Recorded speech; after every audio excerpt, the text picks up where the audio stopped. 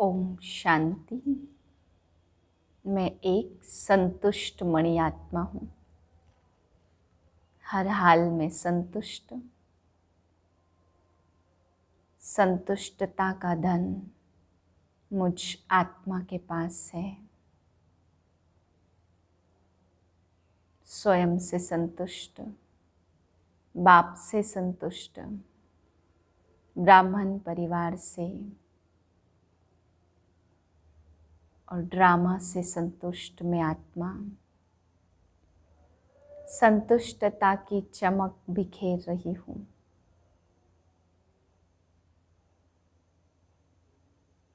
मुझ आत्मा के मस्तक पर सुंदर सी चमक बिखर रही है।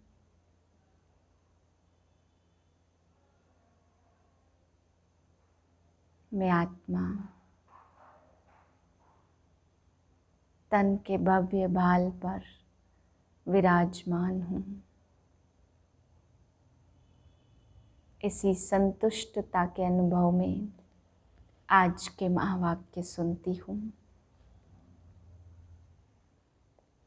28/4/2021 के महावाक्य हैं। आज बाबा हम बच्चों को समझा रहे हैं योग के ऊपर। बाबा कहते बच्चे, जितना ज़्यादा तुम याद करेंगे उतना तुम्हारी खाद निकलेगी, उतना तुम पावन बनेंगे, और जितना तुम पावन बनेंगे तो बाप के गले का हार बनेंगे। बाबा आज आशिक माशुक का भी मिसाल देते।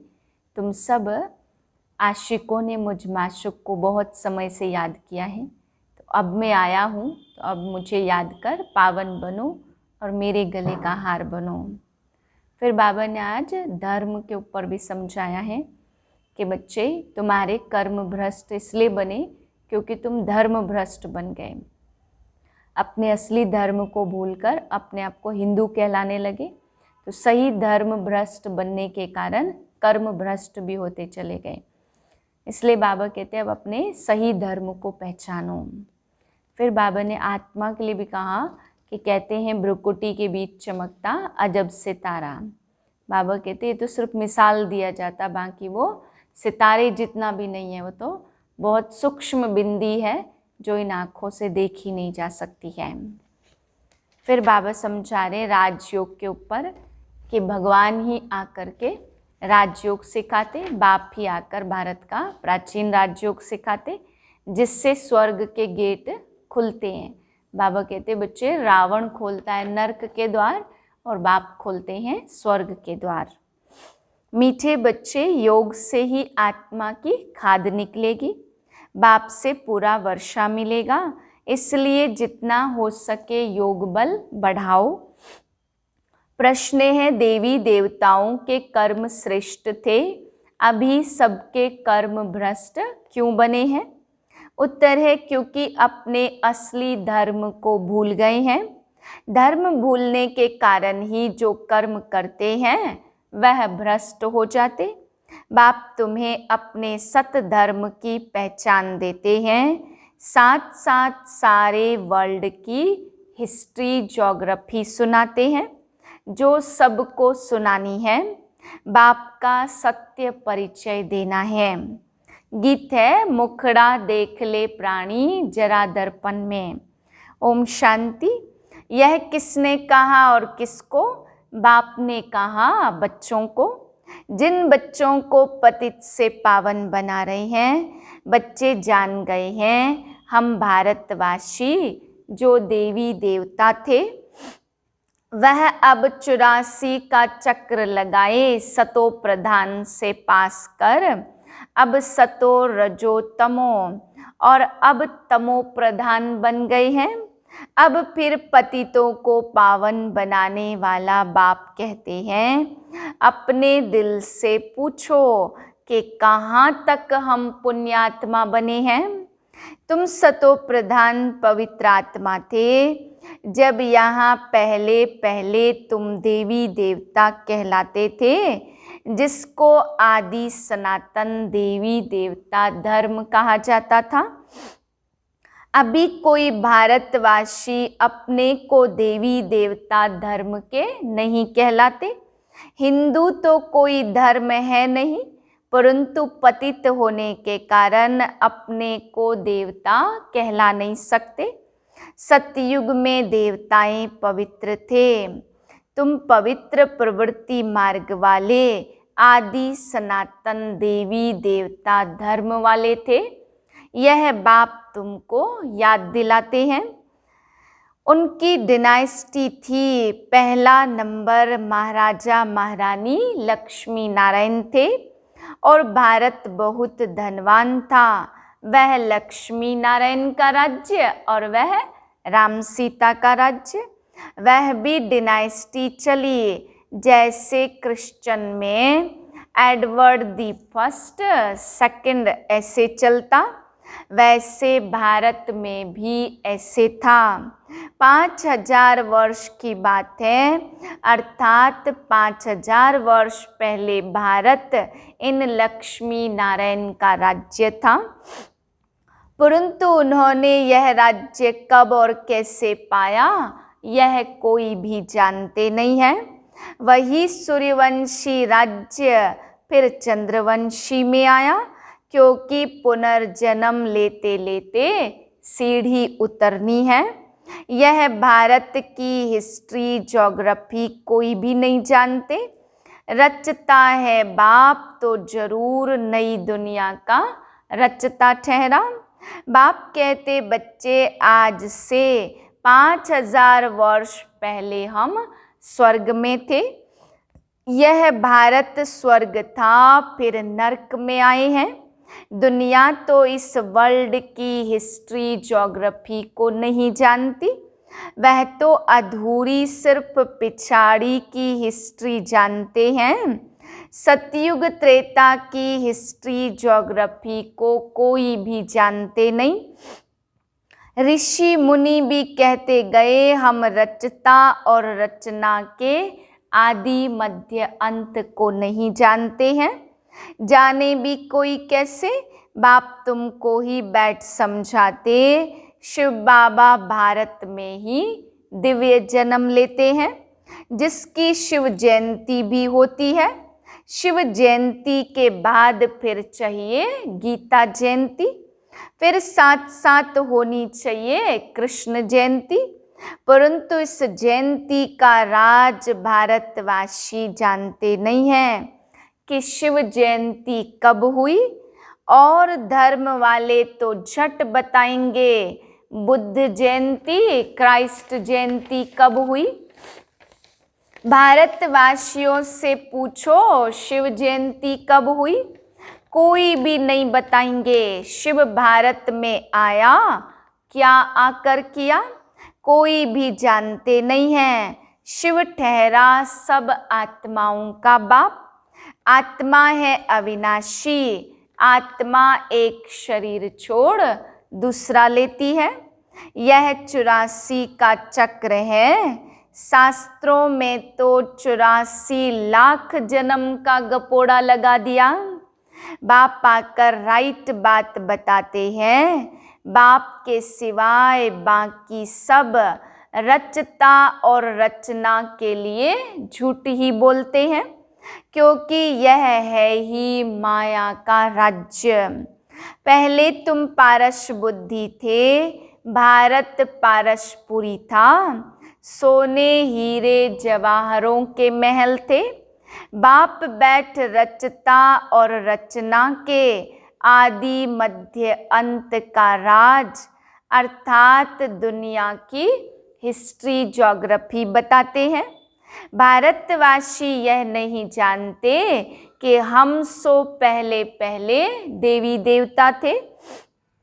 अभी पतित कंगाल इररिलीजियस बन गए हैं, अपने धर्म को भूल गए हैं। यह भी ड्रामा अनुसार होना है, तो यह वर्ल्ड की हिस्ट्री ज्योग्राफी बुद्धि में आनी चाहिए ना। ऊंचते ऊंच सर्व आत्माओं का बाप मूल वतन में रहते हैं, और फिर है सूक्ष्म वतन, और यह है स्थूल वतन। तो सूक्ष्म वतन में सिर्फ ब्रह्मा विष्णु शंकर रहते हैं, उनकी कोई दूसरी हिस्ट्री ज्योग्राफी नहीं है। यह 3 तबके हैं।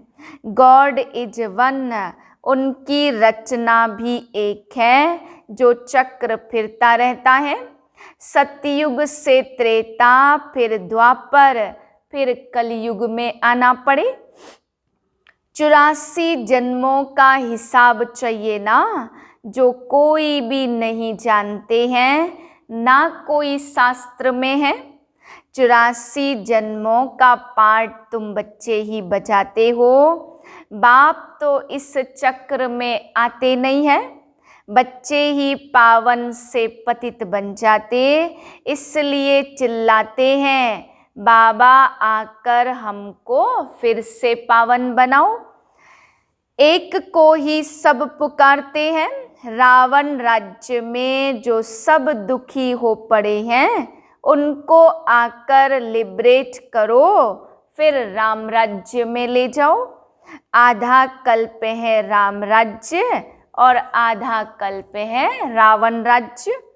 भारतवासी जो पवित्र थे वही पतित बनते हैं।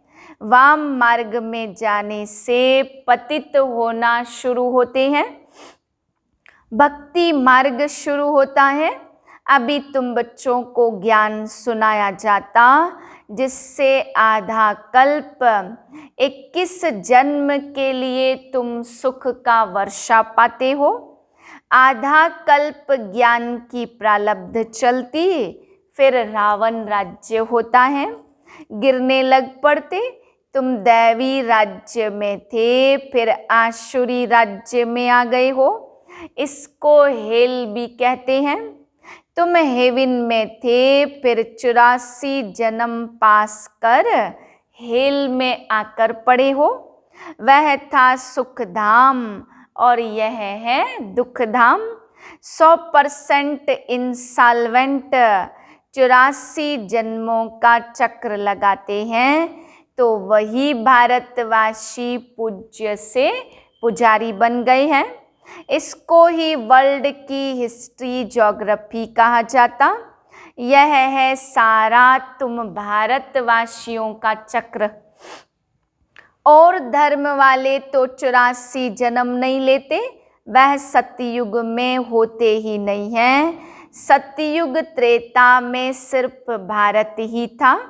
सूर्यवंशी, चंद्रवंशी, फिर वैश्यवंशी, फिर शूद्रवंशी। अभी फिर तुम आकर ब्राह्मण वंशी बने हो, देवता वंशी बनने के लिए। यह है भारत के वर्ण।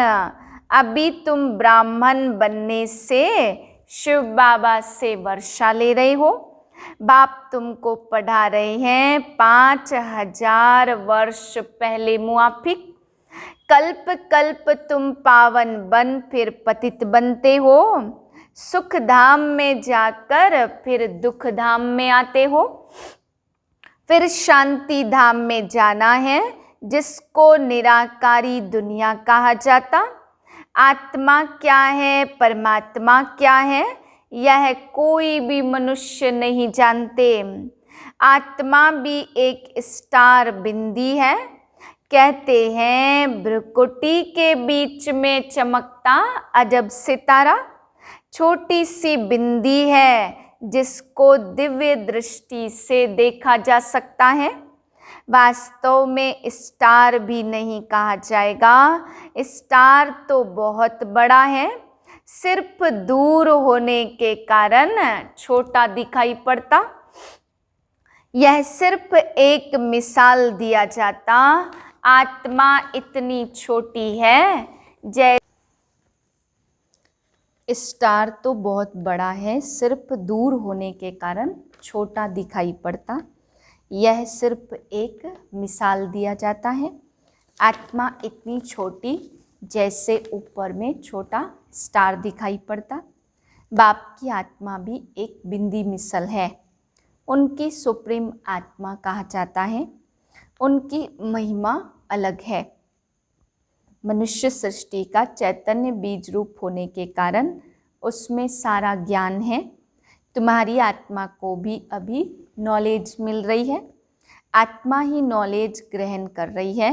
इतनी छोटी बिंदी में 84 जन्मों का पार्ट नुधा हुआ है, सो भी अविनाशी 84 जन्मों का चक्र लगाते आए हो, इसकी एंड हो नहीं सकती। देवता थे, दैत्य बने और फिर सो देवता बनना है। यह चक्र चलता आया है, बाकी तो सब हैं बाई प्लॉट। इस्लामी बौद्धि आदि कोई 84 जन्म नहीं लेते हैं। यही सतयुग भारत में राइटियस साल्वेंट था, फिर 84 जन्म लेकर विशस बने हैं। यह विशस वर्ल्ड है। 5000 वर्ष पहले प्योरिटी थी, पीस भी थी, प्रॉस्पर्टी भी थी। बाप बच्चों को याद दिलाते हैं मुख्य है प्योरिटी, इसलिए कहते विशस को वाइसलेस बनाने वाले आओ। वही सदगति देने वाला है, इसलिए वही सतगुरु है। अभी तुम बाप द्वारा बेगर टू प्रिंस बन रहे हो, अथवा नर से नारायण, नारी से लक्ष्मी बनते हो। तुम्हारा यह राजयोग है। भारत को ही फिर से बाप द्वारा राजाई मिलती है। आत्मा ही 84 जन्म लेती है। आत्मा ही पढ़ती है शरीर द्वारा, शरीर नहीं पढ़ता। आत्मा संस्कार ले जाती है। मैं आत्मा इस शरीर द्वारा पढ़ती हूँ, इसको आत्म अभिमानी कहा जाता। आत्मा अलग हो जाती तो शरीर कोई काम का नहीं रहता। आत्मा कहती अब मैं पुण्य आत्मा बन रही हूँ। मनुष्य देह अभिमान में आकर यह कह देते यह करता हूँ। अभी तुम समझते हो हम आत्मा हैं, यह हमारा शरीर बड़ा है। परमात्मा बाप द्वारा मैं आत्मा पढ़ रही हूँ। बाप कहते हैं माँ में कम याद करो। तुम गोल्डन एज में सतो प्रधान थे, फिर तुम्हारे में अलाई पड़ी है। खाद पढ़ते पढ़ते तुम पावन से पतित बन पड़े हो। अब फिर पावन बनना है, इसलिए कहते हे पतित पावन आओ। आकर हमको पावन बनाओ तो बाप राय देते हैं हे पतितात्मा मुझ बाप को याद करो तो तुम्हारी खाद निकलेगी और तुम पावन बन जाएंगे। उनको प्राचीन योग कहा जाता। इस याद और योग अग्नि से खाद भस्म होगी। मूल बात है पतित से पावन बनना। यह अंतिम जन्म पवित्र बनो। अभी साधु संत आदि सब पतित हैं। खाते पीते चलते फिरते माँ में कम याद करो, क्योंकि तुम सब आत्माओं का माशुक मैं हूँ ना। तुमको हमने पावन बनाया था, फिर तुम पतित बने हो। सभी भक्तियाँ आशिक हैं। माशुक कहते हैं कर्म भी बल करो। बुद्धि से मुझे याद करते रहो तो विकर्म विनाश होंगे। यह मेहनत है तो बाप को याद करना चाहिए ना, वर्षा पाने के लिए। जो जाजती याद करेंगे उनको वर्षा भी जाजती मिलेगा। यह है याद की यात्रा। जो जाजती याद करेंगे वही पावन बनकर आकर मेरे गले का हार बनेंगे। सभी आत्माओं का निराकारी दुनिया में एक सिजरा बना हुआ है। इसको इनकॉर्पोरियल ट्री कहा जाता और यह है कॉर्पोरियल ट्री। निराकारी दुनिया तो सबको नंबरवार आना है, आते ही रहना है। झाड़ कितना बड़ा है। आत्मा यहाँ आती पार्ट बजाने। जो भी सब आत्माएं हैं सभी इस ड्रामा के एक्टर्स हैं। आत्मा अविनाशी, उसमें पार्ट भी अविनाशी है। ड्रामा कब बना यह कह नहीं सकते, यह तो चलता ही रहता है।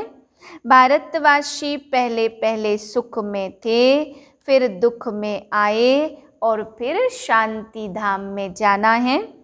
फिर बाप सुख धाम में भेज देंगे। उसमें जो जितना पुरुषार्थ कर ऊंच पद पाए, बाप किंगडम स्थापन करते हैं। उसमें पुरुषार्थ अनुसार राजाई में पद पाएंगे। सतयुग में तो जरूर थोड़े मनुष्य होंगे ना। आदि सनातन देवता धर्म का झाड़ छोटा है, बाकी सब विनाश हो जाएंगे। यह आदि सनातन देवी देवता धर्म स्थापन हो रहा है, अर्थात स्वर्ग के गेट खुल रहे हैं। 5000 वर्ष पहले इस लड़ाई के बाद स्वर्ग की स्थापना हुई थी। अनेक धर्म विनाश हो गए थे। इस लड़ाई को कहा जाता कल्याणकारी लड़ाई। अब नरक के गेट खुले हैं और फिर स्वर्ग के गेट खुलेंगे। स्वर्ग के द्वार बाप खोलते हैं और नरक के द्वार रावण खोलते हैं। बाप वर्षा देते और रावण श्राप देते हैं। यह बातें दुनिया नहीं जानती, तुम बच्चों को समझाता हूँ।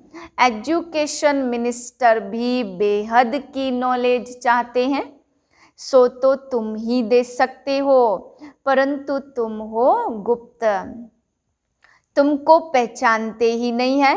तुम योग बल से अपनी राजाई ले रहे हो। लक्ष्मी नारायण ने यह राज्य कैसे पाया सो तुम जानते हो। इसको कहा जाता आस्पिशियस कल्याणकारी युग। जबकि बाप आकर पावन बनाते हैं तो कृष्ण को तो सभी बाप नहीं कहेंगे ना। बाप निराकार को कहा जाता है, उस बाप को याद करना है, पावन भी बनना है। विकारों को जरूर छोड़ना पड़े। भारत वाइसलेस सुख धाम था, अब विशस दुख धाम है। वर्थ नोट ए पेनी है। यह ड्रामा का खेल है, जिसको बुद्धि में धारण करके औरों को भी कराना है। अच्छा, मीठे मीठे सिकिल दे बच्चों प्रति माता पिता बाप दादा का याद प्यार गुड मॉर्निंग। रूहानी बाप की रूहानी बच्चों को नमस्ते। हम रूहानी बच्चों की रूहानी बाप को नमस्ते।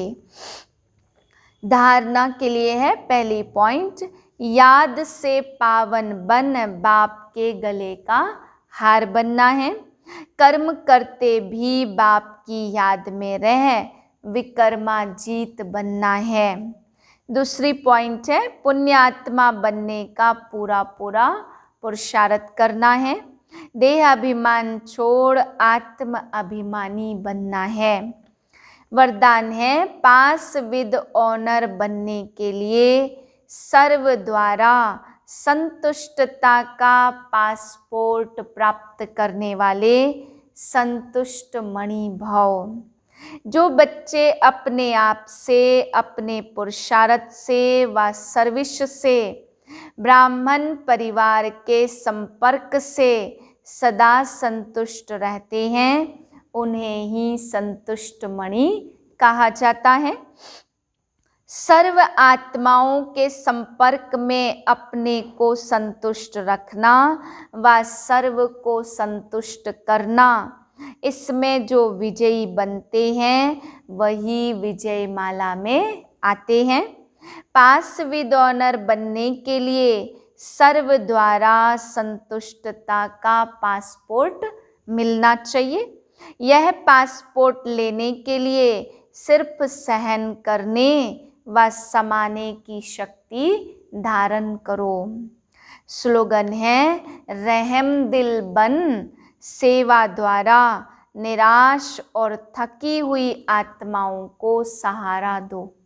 ओम शांति।